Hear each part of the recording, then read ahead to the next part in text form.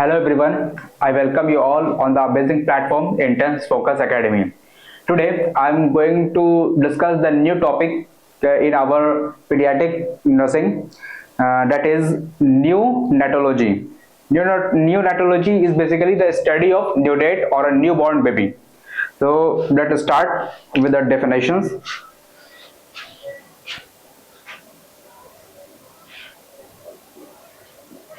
Neonatal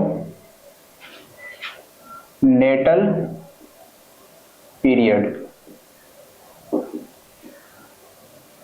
neonatal period start करते हैं हम। इसका डेफिनेशन देखते हैं पहले। The period from birth, the period from birth to 28 days of life is called neonatal period, and the infant in this period is called neonate or newborn baby। साफ साफ यहां पता चल रहा है ये न्यूनेटल पीरियड क्या है, किसको वैसा पीरियड फ्रॉम बर्थ से 28 दिन तक के बेबी को, बर्थ से कब तक 28 दिन के लाइफ को हम लोग इन दोनों पीरियड बर्थ से 28 डेज तक के जो पीरियड है उस पीरियड को हम लोग क्या कहेंगे, नियोनेटल पीरियड। और इस पीरियड में जो इन्फेंट है, इस पीरियड में जो इन्फेंट है उसको हम लोग कहेंगे नियोनेट या न्यूबॉर्न बेबी। ठीक है, the period from birth to 28 days of life is called neonatal period and the infant in this period is called neonate और न्यूबॉर्न बेबी। आइए देखते हैं इस फर्दर पॉइंट्स। तो ये चीज तो क्लियर हो गया कि नियोनेट 0 से 28 days of life, 28 days of life, इसी को हम लोग क्या कहेंगे, नियोनेट। तो नियोनेट फर्दर 2 पार्ट्स में डिवाइड होता है। First early neonate,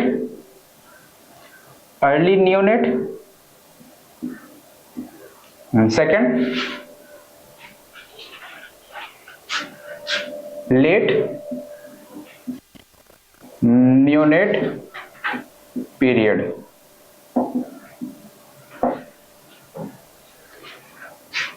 zero early neonate period किसको कहेंगे,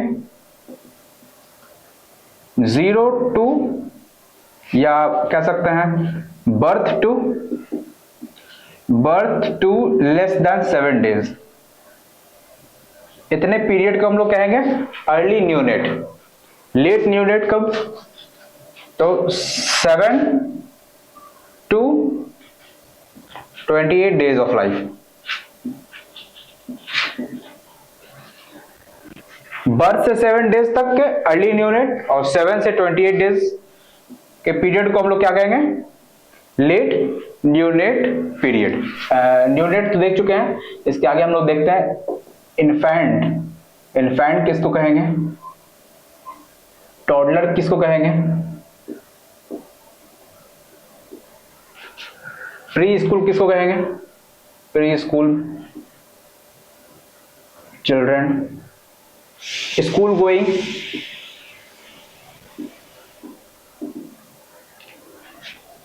और फिर लास्ट एडोलेसेंट।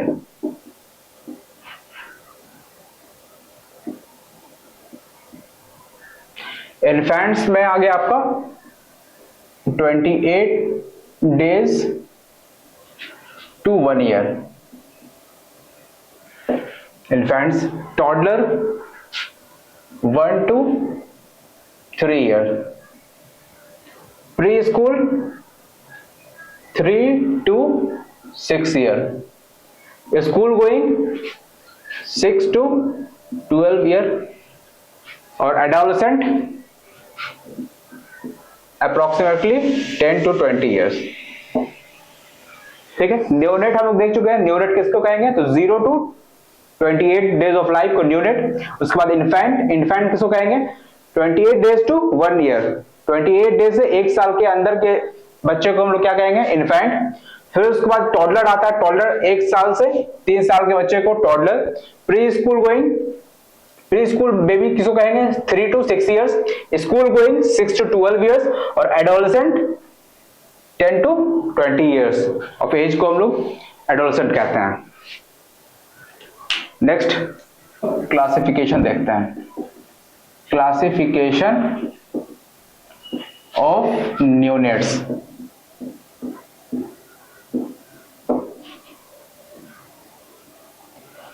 न्यूनेट्स के क्लासिफिकेशन बहुत तरीके के हैं. जैसे फॉर एग्जांपल जेस्टेशनल एज के बेसिस पे, वेट के बेसिस पे, और एक कैटेगरी आता है जिसमें जेस्टेशनल एज और वेट दोनों को हम लोग दोनों के बेसिस पे क्लासिफाई करते हैं. तो पहला क्लासिफिकेशन हम लोग देख रहे हैं.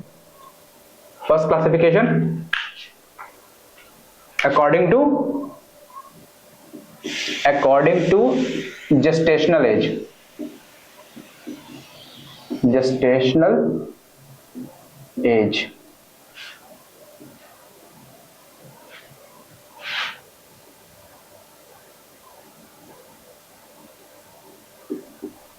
जेस्टेशनल एज में पहला टर्म आता है, पहला पॉइंट आता है term neonate.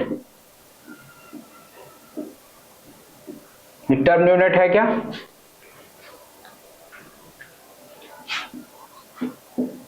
born between 37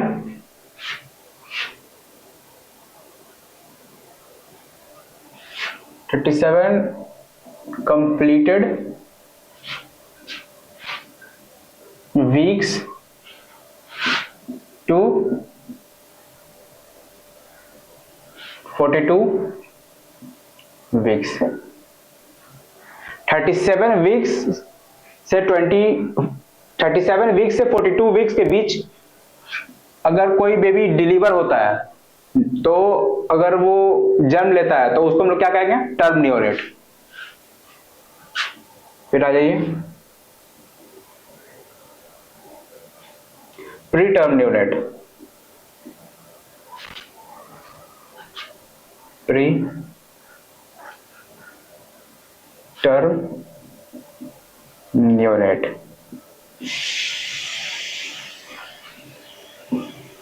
born less than 37 week of gestational age.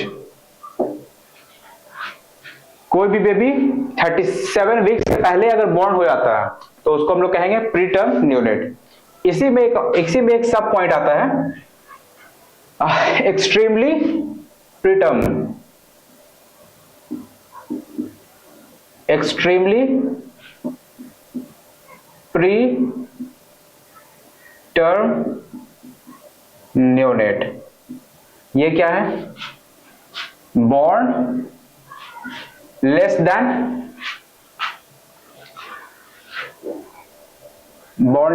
28 weeks of gestational age.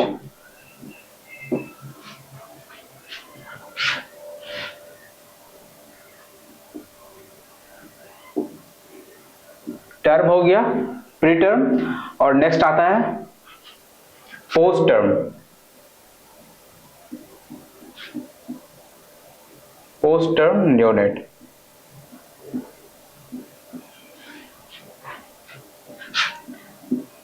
born more than or equal to 42 week of gestational age. एक बार समराइज करते हैं। क्लासिफिकेशन देख रहे हैं हम लोग ड्यू डेट्स का। इसमें पहला जो कैटेगरी आता है, हम लोग देख रहे हैं अकॉर्डिंग टू जेस्टेशनल एज। ठीक है, क्लासिफिकेशन पहला क्लासिफिकेशन का पहला पॉइंट है टर्म न्यूनेट। टर्म न्यूनेट किसको कहेंगे हम लोग? अगर बेबी बॉर्न होता है 37 वीक्स और 42 वीक्स के बीच में, तब हम लोग कहेंगे कि वो जो बेबी है वो टर्म न्यूनेट है। Next pre term neonate. Pre मतलब होता ही है पहले, तो टर्म के पहले प्री टर्म न्यूनेट कब कहेंगे? जब 37 वीक्स से लेस देन 37 वीक्स 37 वीक्स से पहले अगर बॉर्न कर जाए बेबी, तो वैसे बेबी को हम लोग क्या कहेंगे? Pre term neonate. उसके बाद एक्सट्रीमली प्री टर्म न्यूनेट। अगर 37 वीक्स के बदले 28 वीक्स के पहले ही अगर बेबी बॉर्न हो जाए, तो उसके इसमें कहेंगे एक्सट्रीमली प्री टर्म। फिर नेक्स्ट पॉइंट है post term neonate. Post term neonate किसको कहेंगे? अगर बेबी 42 वीक्स के बाद या 42 वीक्स पर अगर बॉर्न कर रहा है, तो उसको हम लोग क्या कहेंगे? Post term neonate. ये आपका क्लासिफिकेशन का पहला पॉइंट था अकॉर्डिंग टू जेस्टेशनल एज। अब इसके बाद हम लोग देखने जा रहे हैं according to weight. According to weight दूसरा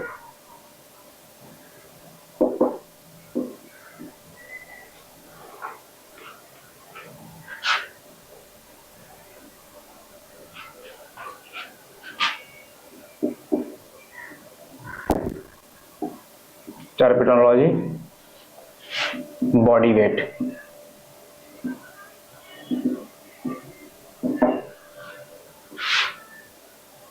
पहला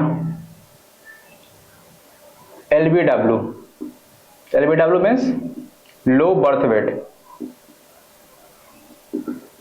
लो बर्थ वेट कब कहेंगे? लो बर्थ वेट जब बॉडी वेट कितना हो? Less than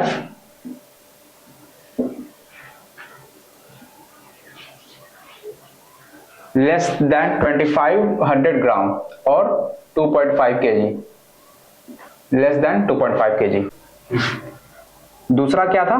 VLBW very low birth wait, less than 1500 ग्राम और 1.5 kg। Third ELBW। ELBW means extremely low birth wait. Extremely low birth wait किस case में आएगा? लेस देन 1000 ग्राम और 1 kg। ठीक है, तो न्यूनेट का क्लासिफिकेशन हम लोग कर रहे हैं वेट के अकॉर्डिंग। ठीक है, तो टर्मिनोलॉजी हम लोग देख लेते हैं, एक बार रिपीट करते हैं, एक बार फिर से समराइज करते हैं। LBW लो birth weight. Low birth weight कब कहेंगे? जब उसका बेबी का वेट 2500 ग्राम से कम हो या 2.5 kg से कम हो, उस वक्त हम लोग कहेंगे लो बर्थ वेट। सेकेंड आता है VLBW very low birth weight. कब कहेंगे? जब बेबी का वेट 1500 ग्राम से कम हो या 1.5 kg हो। फिर थर्ड पॉइंट आता है ELBW extremely low birth weight. कब कहेंगे? जब बेबी का वेट 1000 ग्राम से कम हो, 1 kg हो। ठीक है, फिर हम लोग नेक्स्ट अगला क्लासिफिकेशन देखते हैं। क्लासिफिकेशन का नेक्स्ट कैटेगरी हम लोग देखने जा रहे हैं। इससे पहले हम लोगों ने दो कैटेगरी देखा था, according to gestational age and according to body weight. अब हम लोग जो देखने जा रहे हैं वो तीसरा कैटेगरी है, जो कि है according to gestational age and body weight. दोनों के बेसिस पे हम लोग ये क्लासिफिकेशन, ये कैटेगरी है, ये जो है वो पिछले दोनों से ज्यादा एक्यूरेट है, ज्यादा बेटर है। ठीक है, इसको हम लोग देखते हैं। इसमें पहला पॉइंट है AFD या AGA। ये है क्या? Appropriate for date. AFD appropriate for date and AGA appropriate for gestational age. Gestational age कितना होता था? 37 से 42 वीक ऑफ जेस्टेशन। और नॉर्मल बॉडी वेट कितना होता है? 2.5 to 4 kg, यही है ना। तो एप्रोप्रिएट अगर 37 से 42 के बीच में हो गया कोई भी बेबी, तो वो क्या हो गया? एप्रोप्रिएट हो गया। अगर बॉडी वेट 2.5 टू 4 केजी के अंदर आ रहा है तो वो क्या है, एप्रोप्रिएट है, सही है। तो उसी पे बेसिस है ये, एप्रोप्रिएट फॉर डेट और एप्रोप्रिएट फॉर जेस्टेशनल एज। इसमें क्या है कि डेफिनेशन क्या है, birth weight is between 10 to 19 percentile according to gestational age. इसको आप लोग समझेंगे। SFD, सेकेंड पॉइंट, SFD या SGA, ये क्या डिनोट करता है, small for date, small for gestational age. अगर 37 वीक से पहले अगर हो जाता है तो स्मॉल हो गया फॉर डेट, और अगर जो बर्थ वेट है वो 2.5 से कम हो गया तो वो हो गया स्मॉल फॉर डेट या small for gestational age. Birth weight is less than 10th percentile age according to gestational age. तीसरा है LFD या LGA। LFD सिमिलरली जैसे SFD था, शॉर्ट फॉर डेट, वैसा ही है LFD, means long for date या लॉन्ग फॉर जेस्टेशनल एज। इसका डेफिनेशन क्या कहता है, birth weight is greater than 90th percentile. अब ये 10th परसेंटाइल, अब जैसे ये बिटवीन 10 टू 19 परसेंटाइल, ये लेस देन 10th परसेंटाइल और मोर देन 90th परसेंटाइल, यही समझना है। इस ग्राफ की मदद से समझते हैं हम लोग। देखिए इसमें आपको ग्राफ दिख रहा होगा, हम लोग समझते हैं। ग्राफ के एक्स एक्सिस में वीक ऑफ जेस्टेशनल एज लिखा हुआ है और ग्राफ के वाई एक्सिस में वेट इन ग्राम्स लिखा हुआ है, ठीक है। इसमें दो लाइन आपको दिख रहा होगा, एक सबसे नीचे वाला लाइन जो कि है 10th परसेंटाइल और ऊपर वाला लाइन जो है वो है 90th परसेंटाइल, ठीक है। 10% देखिए अब यहाँ पे SFD या SFD,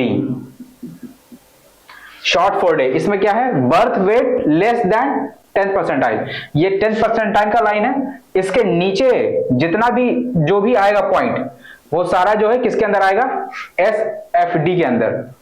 उसके बाद AFD आइए, इसके अंदर क्या लिखा हो, birth weight is between 10 to 19 percentile. ये 10th परसेंटाइल है, ये 90 परसेंटाइल है। इन दोनों के बीच वाला, ये बीच वाला एरिया, ये पॉइंट, इस पॉइंट में जो भी आएगा, मान लीजिए कि ये इस ग्राफ के अकॉर्डिंग अगर बात करें, ये 200 ग्राम, ये 200 ग्राम और 30 जेस्टेशनल वीक, ये पॉइंट आ रहा है। तो ये पॉइंट क्या इंडिकेट कर रहा है कि अगर वेट अगर आपका 200 ग्राम है, 2000 ग्राम है और जेस्टेशनल वीक कितना है, 30 है, तो वो वाला जो पॉइंट है यहां पे कौन सा आएगा, AGA आएगा, ठीक है, एप्रोप्रिएट फॉर डेट। और LGA long for gestational age, इसमें क्या है, बर्थ वेट ग्रेटर देन, है ना, ग्रेटर देन 90th परसेंटाइल, यानी ये वाला जो लाइन है 90th परसेंटाइल, इसके ऊपर में अगर कोई भी पॉइंट आएगा, इसके ऊपर भी कोई भी पॉइंट, तो वो आपका आएगा किसके अंदर, LGA long for gestational as. तो यही बेसिकली यही पॉइंट है जो समझना था। क्लासिफिकेशन ऑफ न्यू डेट्स 3 तरीके का था, according to gestational age, according to body weight और according to both gestational age and body weight, ठीक है। हमारा नेक्स्ट टॉपिक जो है वो है important cause of LFD means हम लोग पिछले बारे में पढ़ चुके हैं, लार्ज फॉर डेट, ठीक है। शायद पिछले इससे पहले वाले लेक्चर में हम लोग LFD में मींस लॉन्ग फॉर डेट बोल दिए होंगे, ठीक है, तो उसको करेक्ट कर लेना है, लॉन्ग फॉर डेट ना होके ये है लार्ज फॉर डेट, ठीक है, लार्ज फॉर डेट या लार्ज फॉर जेस्टेशनल एज, इस चीज को ध्यान रख लेना है, ठीक है, करेक्शन कर लेना है। लॉन्ग नहीं होगा, लार्ज फॉर डेट होगा, लार्ज मींस बड़ा हो जाता है, ठीक है ना। बर्थ वेट जो नॉर्मल होता है वो कितना होता है, 2.5 टू 4 kg, है ना, तो 4 kg से ज्यादा वाला क्या हो गया, लार्ज हो गया, बड़ा हो गया, मैक्रोसोमिया केस आ जाता है, ठीक है। तो important case of LFD neonate मतलब लार्ज फॉर डेट, बड़ा जो हो जाता है, तो उस केस में कैसे वो बेबी बड़ा हो जाता है, उसका ये इंपॉर्टेंट कॉज है। इन्फेंट ऑफ डायबिटिक मदर, कि अगर जो इन्फेंट है उसकी मदर कैसी हो, डायबिटिक पेशेंट हो, डायबिटिक का केस है उसकी मदर को, तब जो इन्फेंट आएगा वो लार्ज हो जाएगा, ठीक है, ये पहला रीजन। दूसरा कॉन्स्टिट्यूशनल या फैमिली, अगर फैमिली उसकी पूरी फैमिली अगर थोड़ा हेल्दी है तो वो बच्चा क्या आएगा, बड़ा ही होगा। माँ अगर ज्यादा बड़ी है तो लार्ज है तो बेबी भी लार्ज ही होगा, ठीक है ना।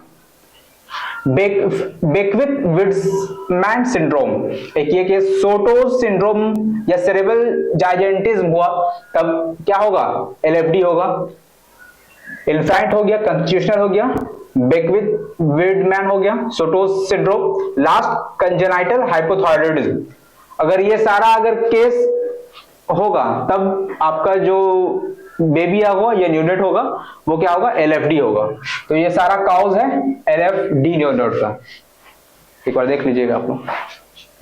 हम लोग अपने नेक्स्ट हेडिंग की तरफ बढ़ते हैं और नेक्स्ट हेडिंग देखते हैं characteristic of a normal term neonates. Normal term जो न्यूनेट है उसके क्या क्या कैरेक्टरिस्टिक है।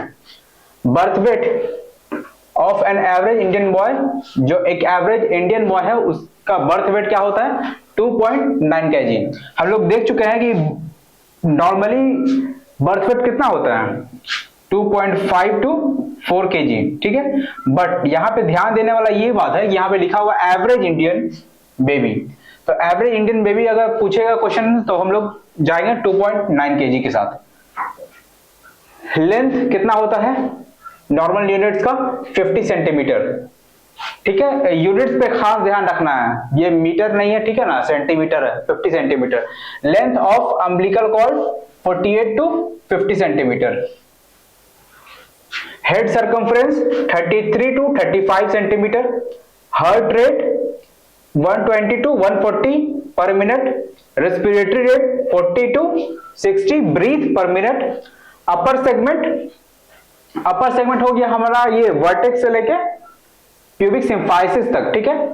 और लोअर सेगमेंट प्यूबिक सिम्फाइसिस से लेके टो तक, ठीक है ना। तो अपर सेगमेंट का रेशियो लोअर सेगमेंट का कितना होगा, ratio of upper segment and lower segment, तो 1.7 to 1.9 is to 1, 1.7 to 1.9 is to 1। ये आपका रेशियो हो गया upper segment to lower segment. Normal BP की अगर बात करें नॉर्मल टर्म यूनिट्स में तो 65 to 85 आपका सिस्टोलिक होगा और 45 to 55 डायस्टोल होगा। नॉर्मल हम लोग का एडल्ट की बात करें तो कितना होता है, 120/80 होता है ना नॉर्मल। तो इसका अगर हाफ कर देंगे, इसका हाफ, तो देखिए लगभग 120 का हाफ लगभग 60 के आसपास, और 80 का हाफ करेंगे 40 के आसपास, है ना। तो उस तरीके से हम लोग याद कर सकते हैं, रख सकते हैं normal BP, systolic, diastolic, mm of Hg। Blood volume की अगर बात करें तो ब्लड वॉल्यूम को बात करने के समय हम लोग दो चीज पे ख्याल रखते हैं, टर्म और प्री टर्म। टर्म के केस में 80 ml पर kg और प्री टर्म के केस में 90 ml पर kg। ध्यान रखना है कि प्री टर्म वाले में केस में ब्लड वॉल्यूम ज्यादा होता है। कभी भी क्वेश्चन में रहे 80, अगर मान लीजिए 80 ना हो गए, ये आ गया 75, ठीक है, और ये आ गया 85, तो ज्यादा most probable answer pre term में हमेशा ज्यादा होता है, ठीक है ना, 80 90 लगभग, है ना, प्री टर्म में ज्यादा होगा ब्लड वॉल्यूम। आइए यहाँ पे कैपिलरी फिलिंग टाइम CFT, ये होता क्या है कि बेबी के स्टर्नम पे ऐसे हाथ रख लीजिए और 1 2 3 4 इस तरह 5 तक गिनिए, ठीक है, उसके बाद छोड़ दीजिए। उसके बाद ये गैप हुआ, गैप को फिल करने में जो टाइम लगा वही हो गया कैपिलरी फिलिंग टाइम, तो वो लेस देन 3 सेकेंड। उसके बाद यहाँ पे कुछ मरमर का साउंड भी सुनाई देता है, सॉफ्ट इजेक्शन सिस्टोलिक मरमर, ठीक है। क्या वो बच्चा जो बेबी है उसमें क्या, उसमें ब्लूइश कलर होगा, क्या वो कलर साइनोसिस होगा उसमें, तो देखा जाता है एक्रोसाइनोसिस। एक्रो मतलब पेरीफेरी और साइनोसिस मतलब ब्लूइश कलर, ठीक है। तो एक्रोसाइनोसिस होगा, यानी कि पेरीफेरी कहने का मतलब क्या है, पाम हो या सोल, पाम या सोल उसका क्या होगा, ब्लूइश होगा। ये एक एब्नॉर्मल कंडीशन है जो कि नॉर्मल ही होता है, ठीक है। तो एक्रोसाइनोसिस होगा, दिखेगा, घबराने की जरूरत नहीं है, ठीक है ना, उसमें ब्लूइश कलर थोड़ा अंदर आएगा पाम सोल में, जो अपने आप ठीक हो जाएगा। तो ये कुछ पॉइंट्स था, birth weight, length, head circumference, heart rate, respiratory rate, ratio of upper segment to lower segment, normal BP, blood volume, capillary filling time, या कभी कभी यहाँ पे लिखा था CRT, कैपिलरी रीफिलिंग टाइम, दोनों एक ही चीज है, लेस देन 3 सेकंड। कुछ मरमर का आवाज आएगा और ब्लूइश कलर भी होगा, एक्रोसाइनोसिस होगा।